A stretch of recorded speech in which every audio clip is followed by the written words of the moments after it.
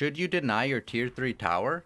This is a dilemma players face across all brackets. On one hand, it helps you defend your base. On the other hand, the enemy will likely destroy it anyway. So deny it while you can, or keep it to assist in your defense. To answer this, we first need to understand the mechanics of denying towers. When a tower is destroyed, everyone on the opposing team gets a certain amount of gold depending on the tier of the tower. For a tier 3, each hero gets 125 gold. If a hero gets the last hit on the tower, they're granted bonus gold. A tower is deniable once it drops to 10% HP. When a tower is denied, the gold that each hero gets is split 50-50 between both teams. So denying your tier 3 tower would give 62 gold to each enemy hero and 62 gold to each hero on your team. This way, you deny some gold from the enemy while giving your team some additional gold they'd otherwise never see. So why would you ever not deny your tier 3 tower? Towers do more than just attack, so let's start by looking at what your tier 3 tower offers and what you're losing by denying it. Every tower has a tower protection buff with a radius of 900. This buff grants bonus armor and HP regen based on the tower tier. For tier 2, 3, and 4 towers, allies within the 900 radius get 5 bonus armor and 3 bonus HP regen. Multiple instances of the tower protection buff do not stack, so standing next to your tier 3 and both your tier 4 towers would only give 1 instance of the buff instead of 3. The 5 bonus armor is the same as AC's passive, and the 3 bonus HP regen is more than the AoE passive from Mech or Greaves. So it's a pretty nice buff if you plan to fight around your tower, especially early in the game. All towers have 1900 day vision and all except tier 1s have 1100 night vision. Keeping your tower alive for the vision it grants is beneficial, especially for scouting the enemy's backline when they push. For reference, an observer ward only gives 1600 day and night vision. Towers also grant 700 radius of true sight. That's 300 less than a sentry ward, but still useful. And let's not forget that towers attack. This can fend off enemies, especially with Glyph, which allows a tower to attack multiple enemies. Glyph is often used during a high ground defense to clear the enemy's creep wave, delaying their push. Remember that since 7.36, Glyph does not refresh when your first tier 3 tower dies. It now refreshes when your first melee barrack dies. Towers are great structures to rally around and defend. They buff your team and attack enemies. So should you deny it, even though it's providing all these benefits? Usually with questions like these, I dislike giving definitive answers, as there are so many factors in any given Dota game. It's impossible to say what the right play is all the time. In these cases, I refer to pro players and teams to see how they handle these situations since they understand the game so well. After some research, my conclusion is that they don't know either. Let me explain. From what I've noticed, pros almost never deny their tier 3 tower, even if it's sure to fall and they can safely deny it. They might be so focused on other things in the game that they don't think of it, or they're stuck in the mindset of never denying their tier 3 tower. They might value what it offers so much that if there's even the slightest chance it can stay alive, they'll take it and refrain from denying it.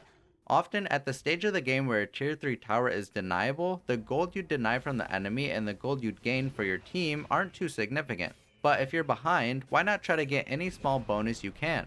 So if you want to be like the pros, don't deny your tier 3 towers. If you want to be better than the pros, deny it only if it's nearly 100% safe and it's about to die anyway. We've focused on tier 3 towers, but what about other buildings like tier 1s, 2s, or even barracks? Is there ever an appropriate time to deny those? Now, barracks are different. If you deny one of these, you're probably griefing whether you know it or not. This is because denying one of your barracks doesn't do the 50-50 gold split that a tower does. It'll only grant the enemy the gold they'd get for killing it themselves. Also, melee barracks have HP regen, so if you can manage to hold on to one, it can become healthy again over time. The only thing you'd actually deny from your enemy by denying one of your barracks is the bonus gold they get from getting a last hit on it, similar to how bonus gold is granted to the last hit on a tower. So only deny your barracks if you're trying to slide in the last attack right before the enemy does. If the enemy isn't even at your base anymore, don't deny them. The decision to deny outer towers, tier 1s and 2s, needs to come with additional considerations.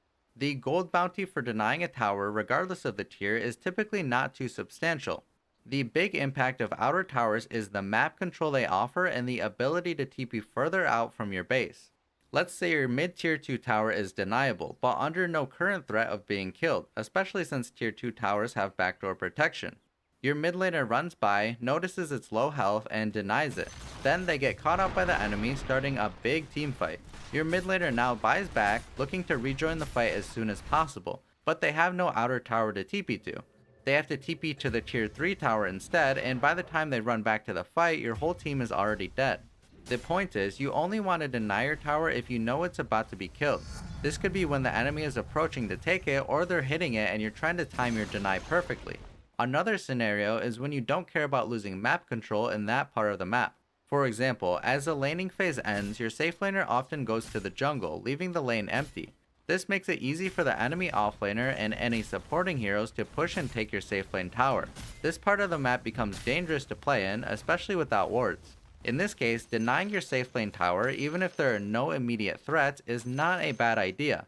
It's likely going to die anyway since your team has abandoned the area. Also, you won't care much about TPing there anymore at that stage of the game.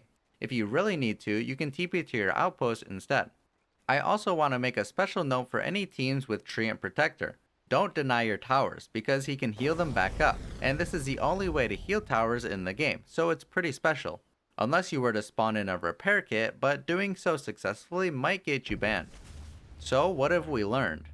Denying tier 1 and tier 2 towers is okay to do, but be sure to consider the map control they offer not only in the immediate area they cover, but the ability to TP further out of your base to reach distant objectives. Denying tier 3 towers is a more sensitive decision. Pros typically never deny them, only go for a deny on one if you're sure it won't put you at risk of being caught out and it's about to die anyway.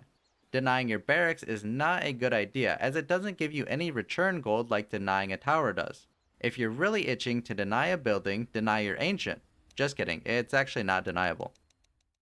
I just want to say thank you so much for all of the support on my previous Goliath of a video, my ultimate IO guide. I spent a lot of time putting it together, lots of notes, lots of different iterations of my over 10,000 word script. It even started to make my Notion page laggy. If you haven't seen it, be sure to check it out. If you want to work with me to achieve your Dota goals or just want to support me further, go check out my Patreon. I offer coaching and you can see all previous coaching sessions that are exclusive to Patreon. Thank you to Yuri, Mark, Aaron, Daniel, Ole, and Jay for supporting me there. Be sure to like this video if you learned anything or enjoyed it, and subscribe for more videos like this. Be sure to join my community Discord if you're looking to chat with some cool people or want to find others to play with. We have a channel dedicated to finding people to party with, so go check it out. Link in the description. Thank you so much for watching, and as always, I hope you learned something new with me.